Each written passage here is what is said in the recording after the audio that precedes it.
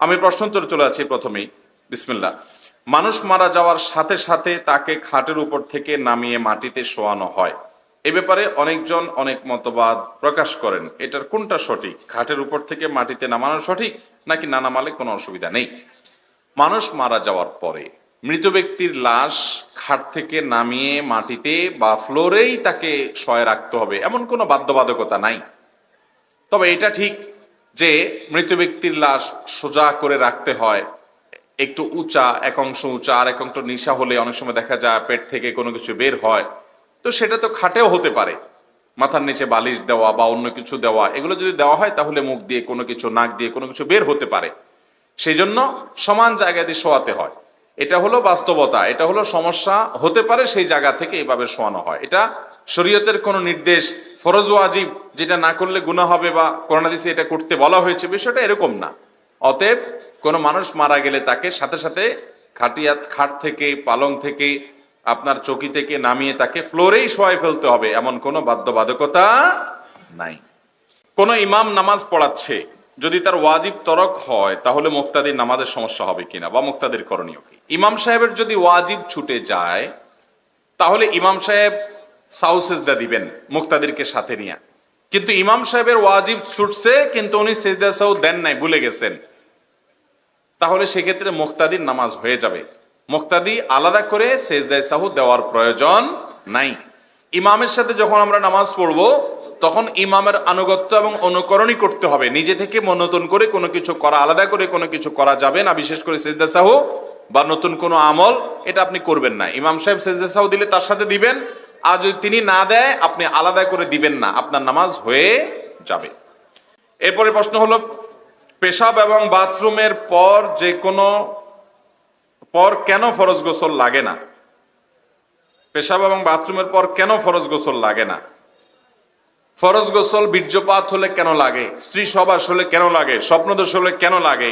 ওনার প্রশ্ন হলো পেশাব হলে কেন ফরজ গোসল লাগে না, বাথরুম হলে অর্থাৎ পায়খানা হলে, মলত্যাগ করলে কেন ফরজ গোসল লাগে না? ভাই, এই কেনর উত্তর যে আপনি জানতে চাচ্ছেন, আপনার কাছে আমার প্রশ্ন হলো যে আল্লাহ রাব্বুল আলামিন কোন কাজ আমাদেরকে কোন যুক্তিতে করতে বলেছেন, এর সবগুলো বোঝার চেষ্টা আপনি কেন করছেন? আল্লাহ রাব্বুল আলামিন মহান স্রষ্টা, তার সকল নির্দেশের রহস্য যদি আমি ধরে ফেলতে পারি তাহলে তো আল্লাহ তাআলাকে আমার ব্রেইনে আমি রপ্ত করে ফেললাম। জু সমঝ মে আ গই वो फिर खुदा क्यों कर हुआ, আল্লামা ইকবালের ভাষায়, যাকে আপনার সমাজে, আপনার কনসেপ্টে, আপনার বিবেকের মধ্যে রপ্ত করে ফেলতে পারছেন, ওনার সব ধরে ফেলতে পারছেন, সে আবার আল্লাহ হয় কি করে? আরে একজন মালিক বাদ দেন, বড় কোনো পদস্থ কর্মকর্তা বা দেশ পরিচালনা যারা করে, অনেক সময় অনেক যোগ বিয়োগ, অনেক গুটির চাল, যারা ওই উপরের জায়গা থাকেন তারা বুঝেন, নিচের জায়গা থেকে সবকিছু বোঝা যায় না। এই যদি হয় মানুষের ক্ষেত্রে মানুষের, তাহলে আল্লাহ রাব্বুল আলামিনের সবকিছুর যৌক্তিকতা আমরা বুঝে ফেলতে পারবো, এটা কি সম্ভব? অতএব নিজের বিবেক দিয়ে ইসলামকে বোঝার চেষ্টা করলে গোমরাহির পথে যেতে হবে।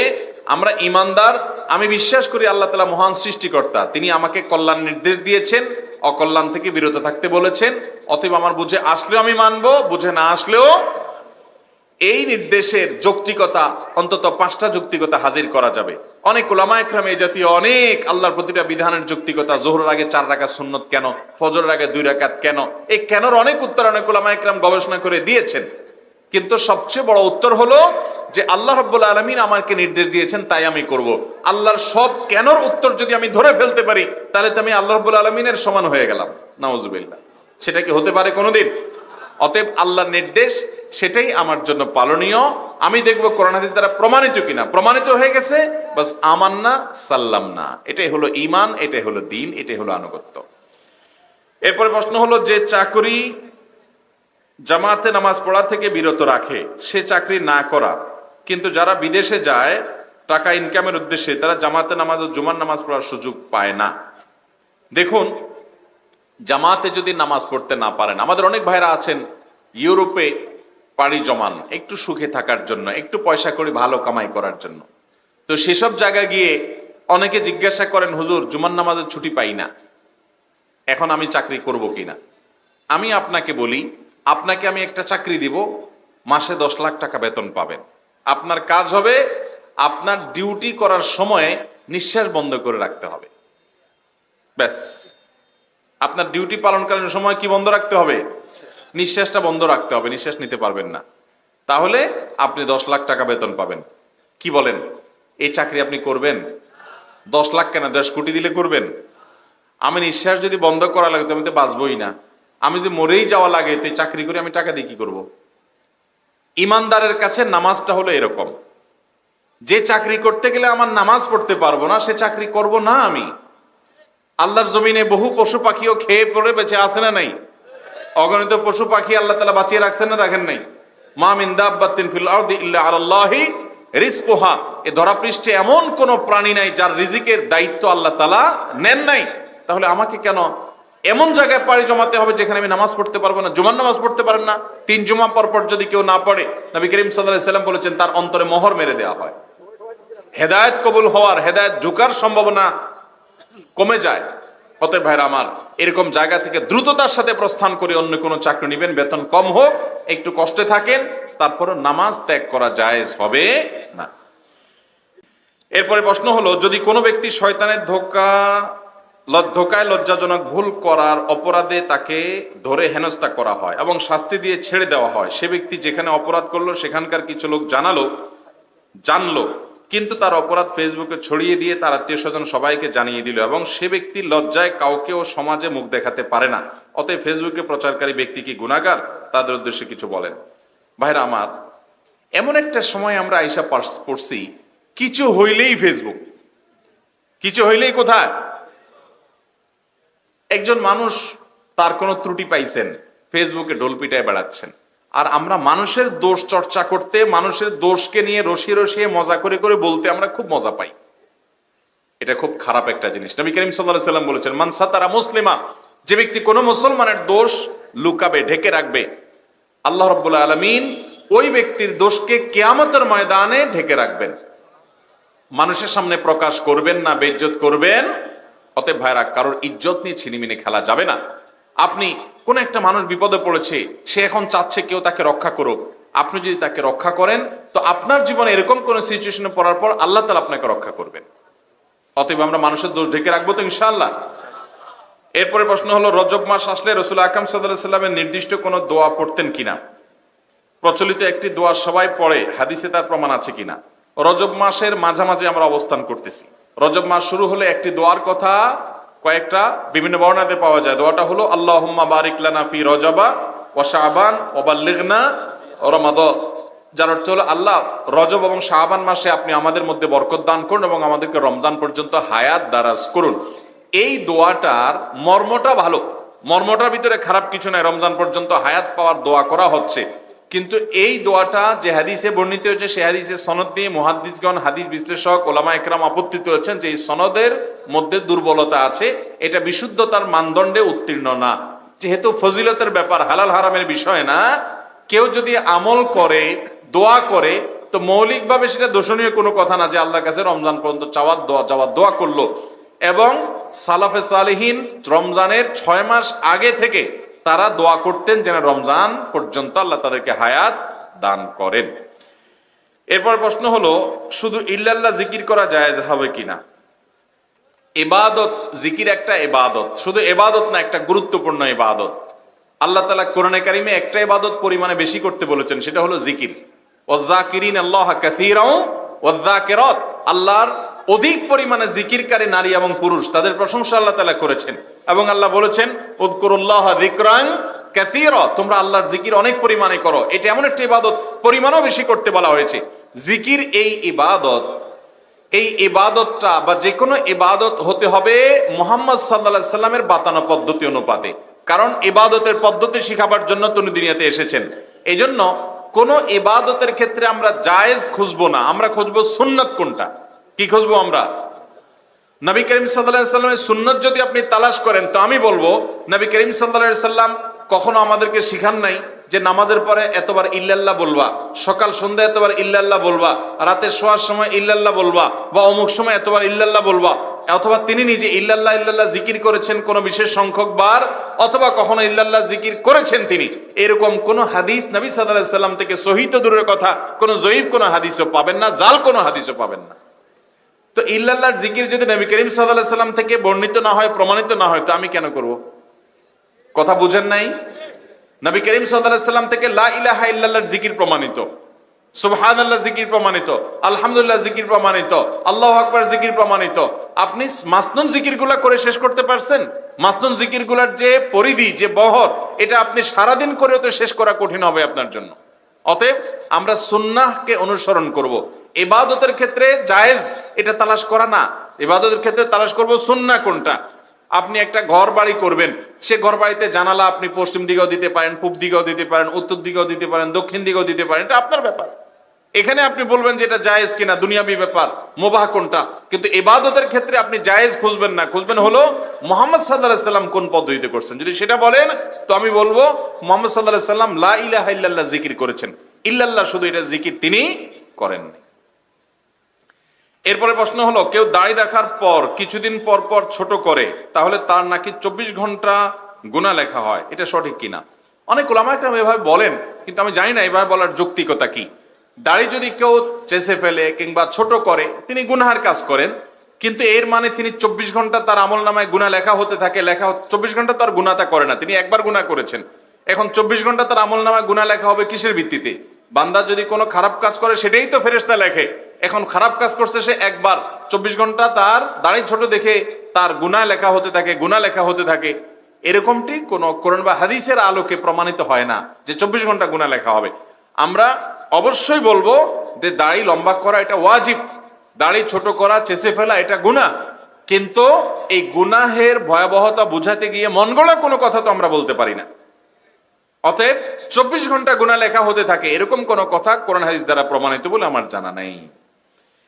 এরপরে প্রশ্ন হলো, 14ই ফেব্রুয়ারি দিনটিকে ভারতে গরুকে জড়িয়ে ধরার দিবস ঘোষণা করা হয়েছে, এ ব্যাপারে আপনি কি বলবেন?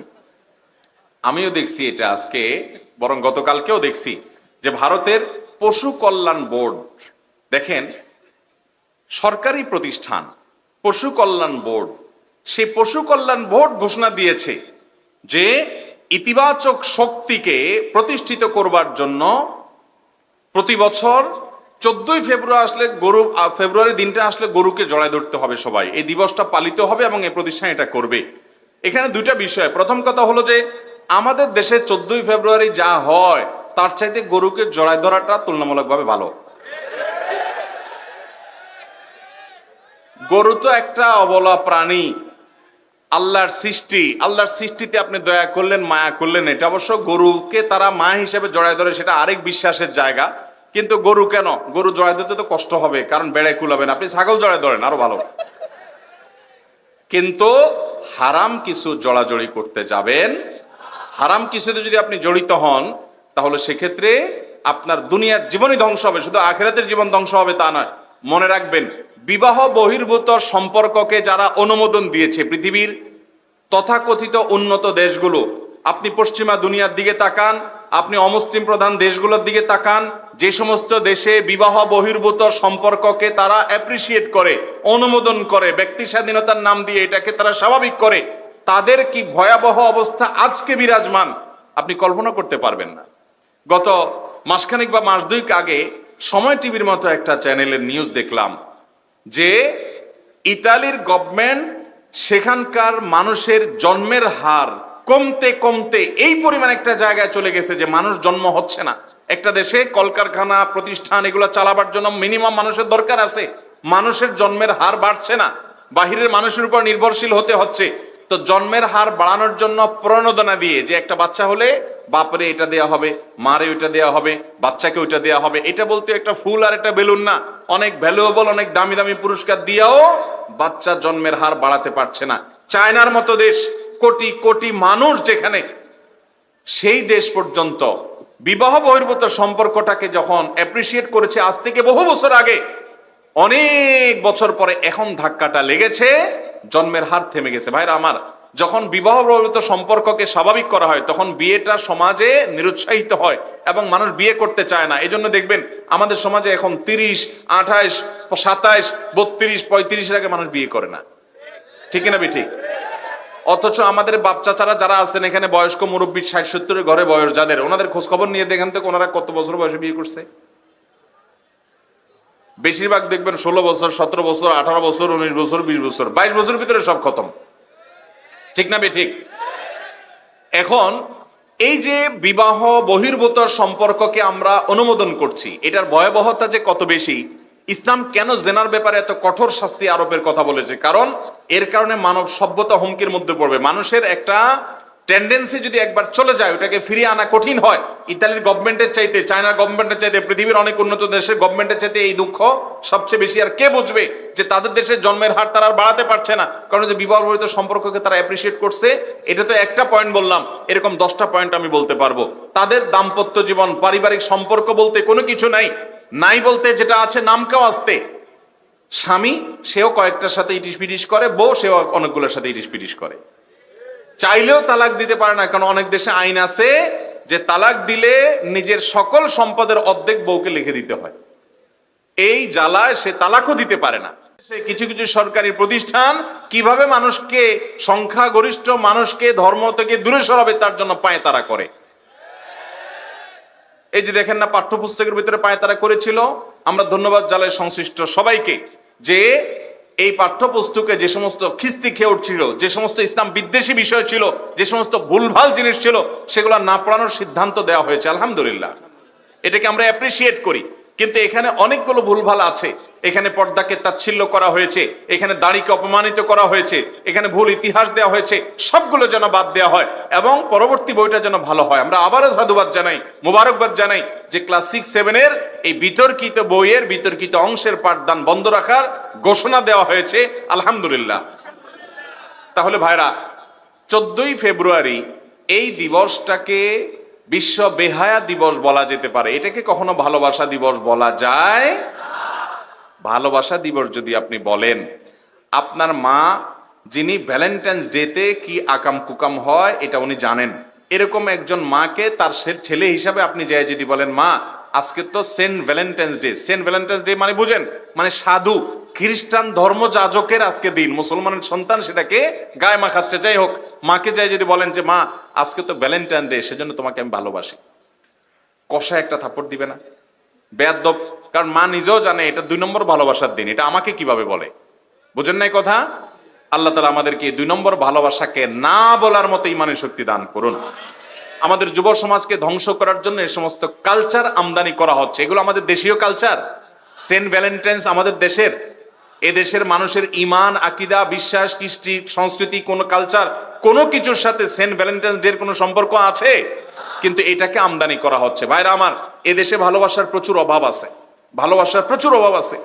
সন্তানরা বাপ মাকে আগের মতো ভালোবাসে না, বাপ মারা সন্তানের প্রতি সেই মায়া মমতা আগের মতো নাই, স্বামী স্ত্রী পরস্পরের মধ্যে ভালোবাসা আগের মতো নাই, ভাই বোনের মধ্যে ভালোবাসা আগের মতো নাই, বন্ধু বান্ধব পরস্পর প্রতি ভালোবাসা আগের মতো নাই, প্রতিবেশী প্রতি ভালোবাসা আগের মতো নাই।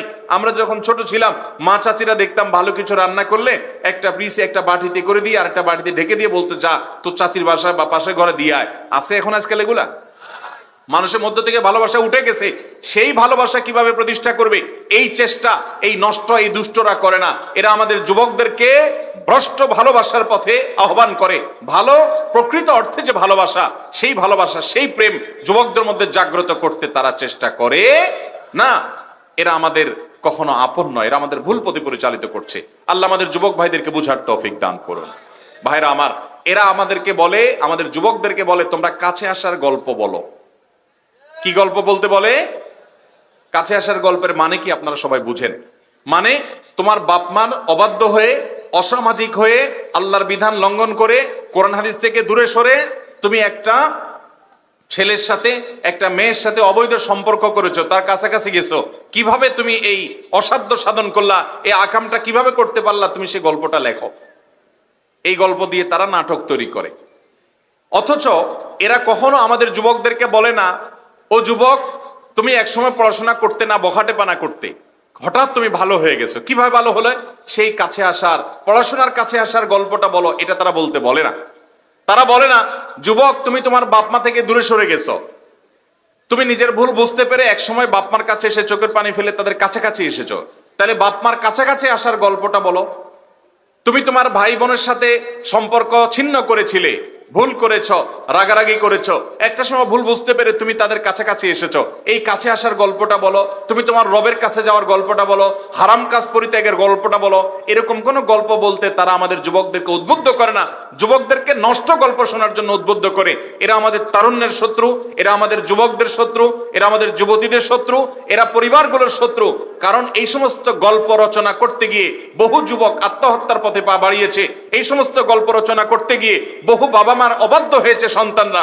এই সমস্ত গল্প রচনা করতে গিয়ে বহু সংসার খানখান হয়ে গেছে, দাম্পত্য সংসারে অশান্তি শুরু হয়েছে, স্বামী স্ত্রী দূরত্ব সৃষ্টি হয়ে গেছে, সন্তানরা বাবা মার রহমত থেকে, দয়া থেকে, মায়া থেকে, স্নেহ মমতা থেকে বঞ্চিত হয়েছে এই তথাকথিত অবৈধ ভালোবাসার কাছে আসার মাধ্যমে।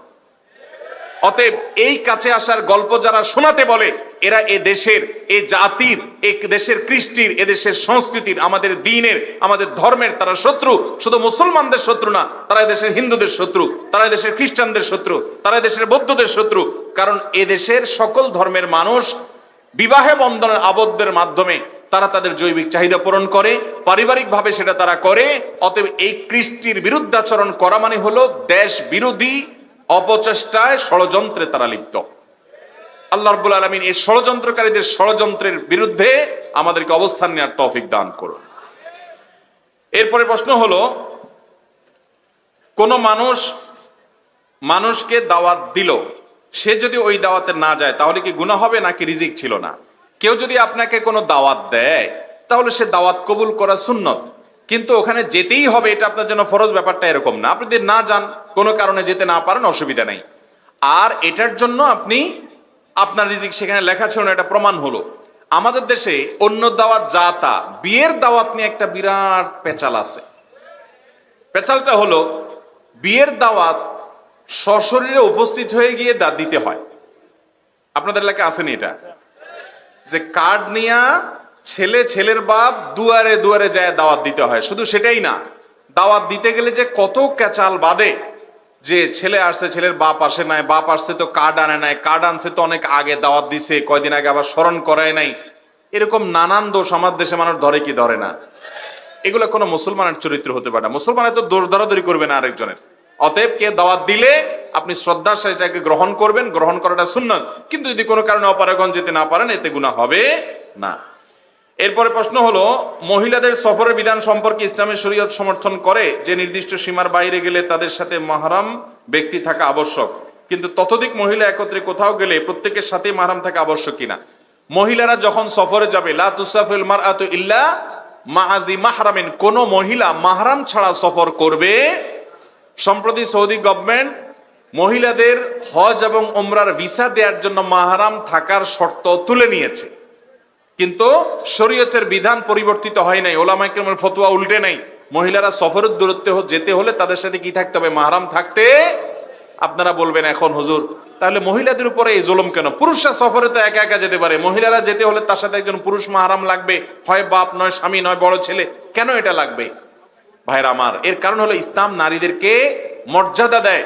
নারীর প্রতি যাতে কোনো প্রকার দুষ্ট লোক দুষ্টমি করতে না পারে, দুষ্ট দৃষ্টি দিতে না পারে, তার সেফটির জন্য বডিগার্ডের ব্যবস্থা ইসলাম রেখেছে।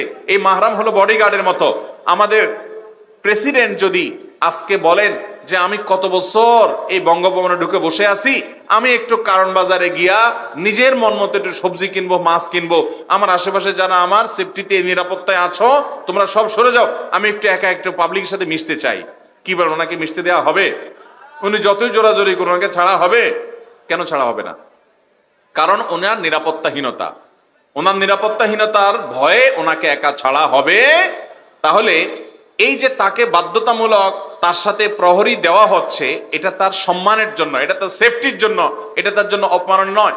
নারী সফরে যেতে হলে তার সাথে মাহরাম থাকবে। ইসলাম এই নির্দেশ দিয়েছে নারী নিরাপত্তার জন্য, তার সেফটির জন্য, এটা তাকে ছোট করা বা অপমান করার জন্য নয়।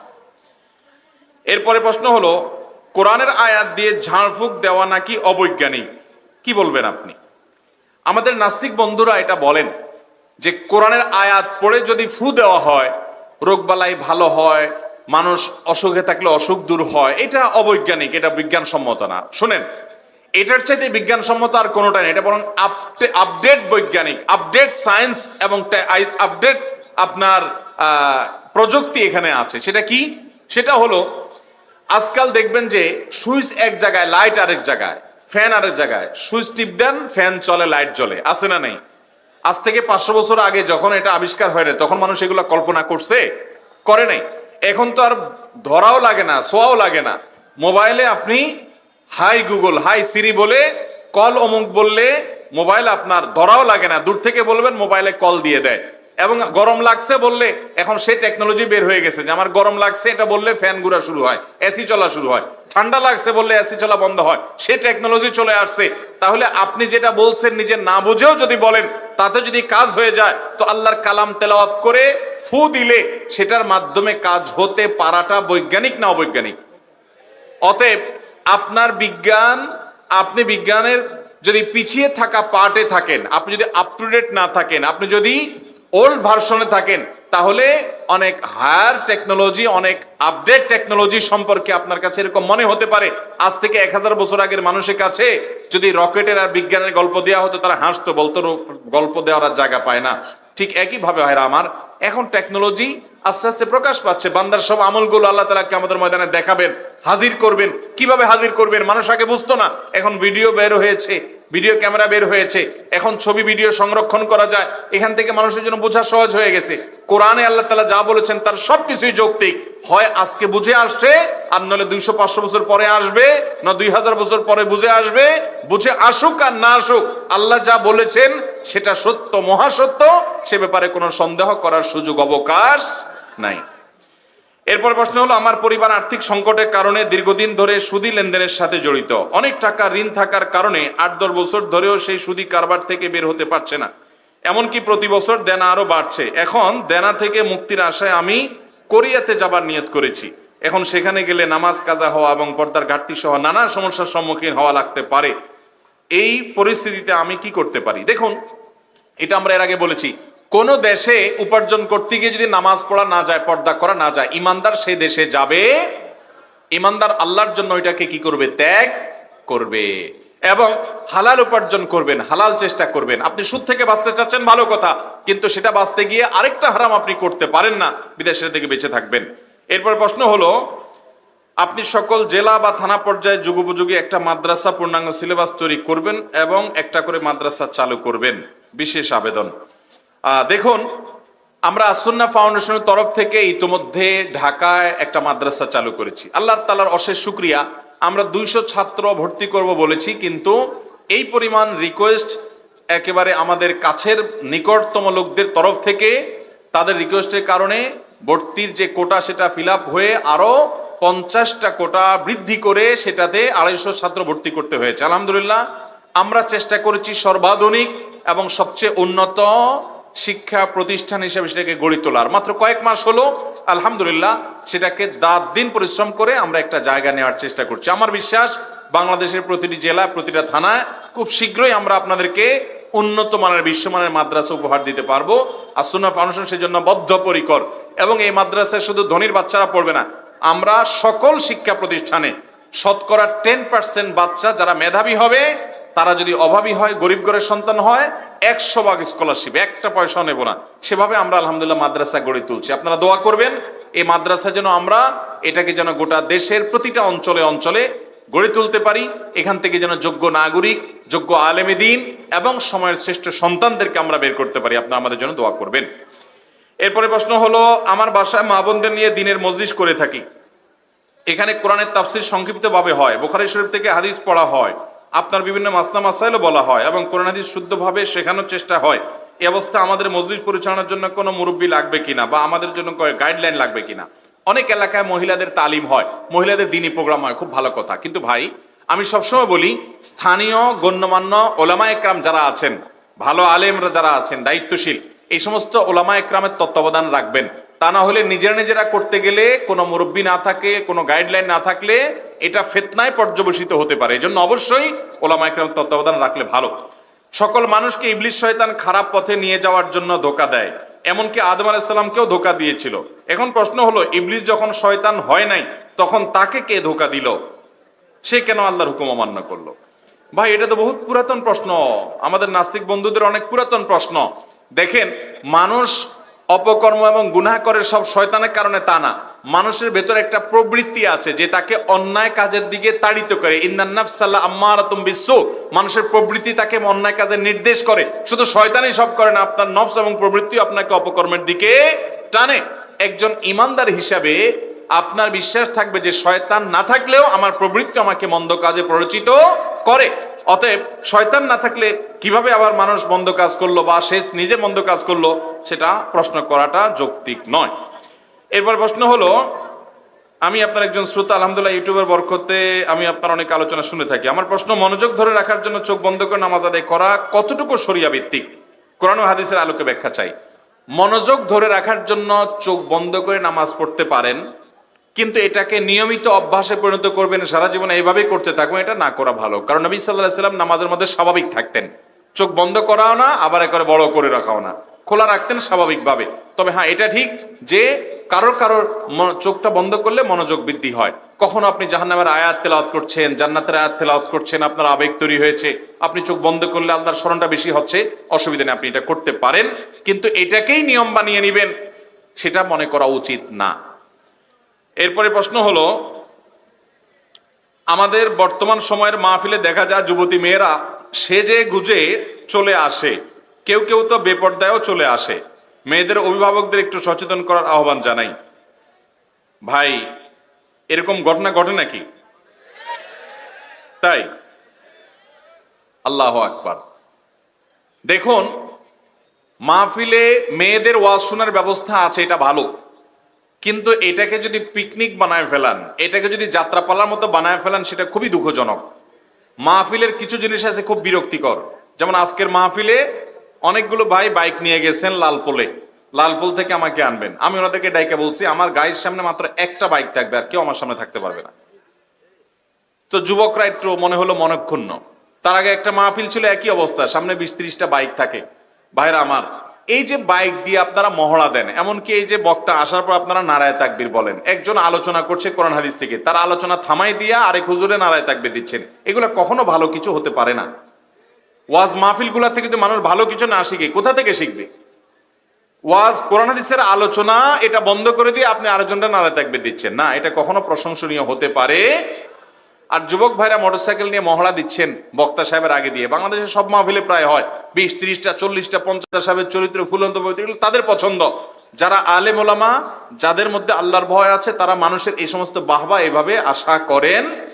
অতএব এগুলো করবেন না মাহফিলে, এগুলোর থেকে যথাসময় বিরত থাকবেন। অতএব মহিলাদের মাহফিলের নামে মহিলারা বাসা থেকে বের হয়ে বুট বাদম কিনা, ওই যে আপনার মেলা বসে ওখানে কেনাকাটা করা, টং টং করে ঘুরে বেড়ানো, আড্ডাবাজি করা, এগুলা উচিত না ভাই। এগুলা ফিতনার দুয়ারকে উন্মুক্ত করে। এই জন্য মাহফিল কর্তৃপক্ষ খুব সুন্দরভাবে মেয়েদের ওয়াজ শোনার ব্যবস্থা করবেন, ফিতনা মুক্ত ভাবে, যাতে করে কোনো ফিতনা না হয়।